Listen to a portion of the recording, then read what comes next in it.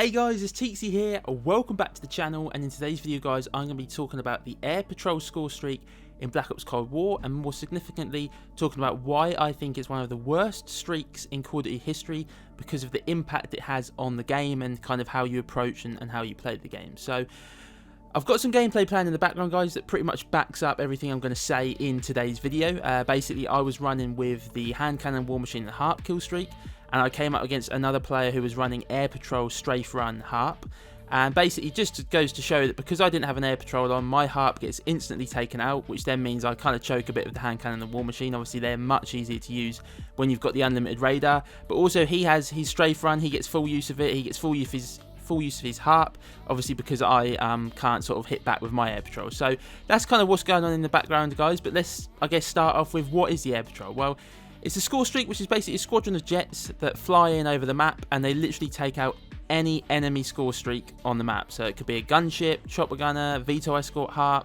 attack helicopter. It literally takes out everything, and the only thing it doesn't hit are kind of ground Scorestreaks, obviously like the harp, hand cannon and war machine.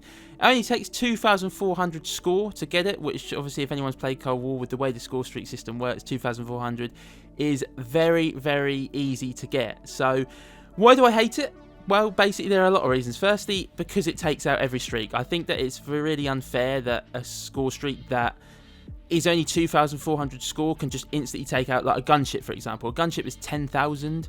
You know, you go to all that effort to get a gunship, and somebody who gets an Air Patrol can literally take it out in the, you know, press of a button, literally. So I think it's unfair that it takes out all kill streaks. I think that it should be a little bit different. It shouldn't be as powerful if it's going to be obviously less score. The biggest problem it has now with the game is I think that the majority of players use it. I think a lot of people know how big of an impact it has now. I think that if you're going for nukes or you're going for high kill games, you know, you want to have it on to protect your streak, but obviously more importantly, you know, you can take out, I think a lot of the time that is the thing. I think people do use it more to protect their own streaks, but obviously if you've got one in your back in the locker and somebody on the other team gets a big streak, you're obviously going to use it. I think if you play as a solo player like I do a lot of the time, it does make quite a big effect. I think when I team up with like my friend Youngsy, when there's two of us, if we're both running Air Patrols, obviously you can control the game a little bit more. But if you're playing as a solo and you come against a 2-man or a 3-man all running Air Patrols, you know, you've only got one Air Patrol you can hit back with. So I think it's quite unfair, you know, the power that it has, especially if multiple players are using it. It's a little bit as well of a dead streak. I think it's like you use it to protect your streaks more than anything, but you don't really feel like you get the benefit from it, because really all you're doing is maybe protecting your heart, where you maybe get an extra couple of kills, or you take out something the other team's got, maybe stops you getting a few less deaths. But I think a lot of people would much rather just go full aggressive with their streaks and not have to worry about, you know, things getting taken out. Obviously, you know, kill streaks can get taken out by rocket launchers, but I think you take your chances against killing somebody who's got a rocket launcher more than you do over an Air Patrol, which you just cannot really stop. Apart from if you've got, the only thing that stops an Air Patrol is another Air Patrol, but the thing that winds me up about that is that you have such a small window in which to call in your Air Patrol to prevent another Air Patrol. So if you're like in a gunfight or multiple gunfights, or you're in a kill streak, or you're using something, if you miss that small window, not only do you use your Air Patrol, but it doesn't stop the other team's Air Patrol. So you've lost the kill streaks you had, maybe a heart, maybe a gunship or something, and you've wasted your Air Patrol because of how small that window is. I think it should be extended. I think it shouldn't matter when you call the Air Patrol, and I think it should cancel another Air Patrol. But that's just another frustrating thing for me, you know, when there's such a small window for kind of calling it in.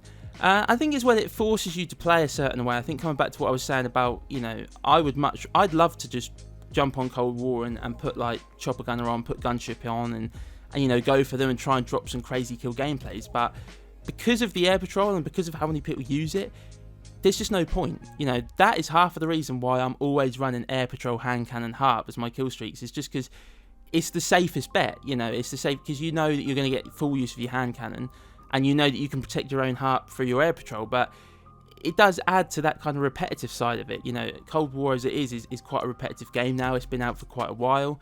And I think this is just another side of it, which is really frustrating. And I think one of the reasons that it winds me up the most is it takes that fun element away. You know, why go for a gunship when you know there's a good chance that somebody on the other team's just instantly going to take it out? So, you know, I think that's just another, you know, frustrating thing for me, the fact that it kind of forces you to almost use it just to be able to kind of enjoy the game.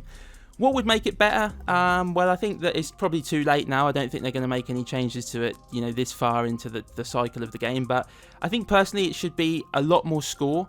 If it's going to be as powerful as it is, it should be a lot more score. And I think players would maybe think twice about using it if they've got to get, I don't know, 6,000-7,000 score to get it. But alternatively, if it's going to be the score it is, it shouldn't have as much power as it does. It shouldn't, in my opinion, be able to take out the big streaks. Maybe you need 2 or 3 of them to take out like a gunship or a chopper gunner. In my opinion, I don't think harps should be able to be taken out. That's always been something in Call of Duty history. You know, Blackbirds, advanced UAVs, they've not been able to be hit.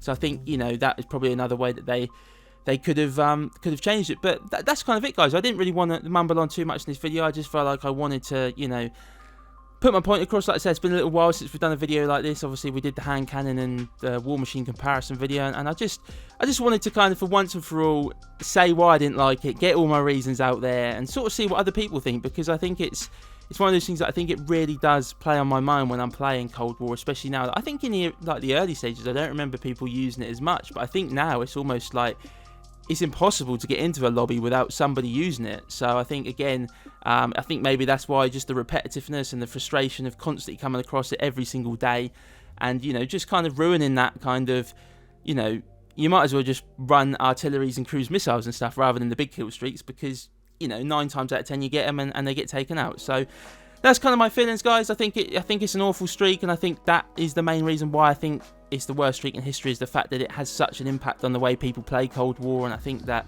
it really does take away that fun element of, you know, one of my favourite things to do on Call of Duty when I was younger was to go for chopper gunners and gunships and go for the big streaks. But obviously on this game, it's just, you know, not really something that you can do. So I hope you guys enjoyed today's video. If you did, please do hit the like button down below, and let me know down in the comment section, guys, you know, what are your thoughts on the Air Patrol Scorestreak? Do you like it? Do you not like it? You know, do you agree, disagree with what I've said? Let me know down in the comment section.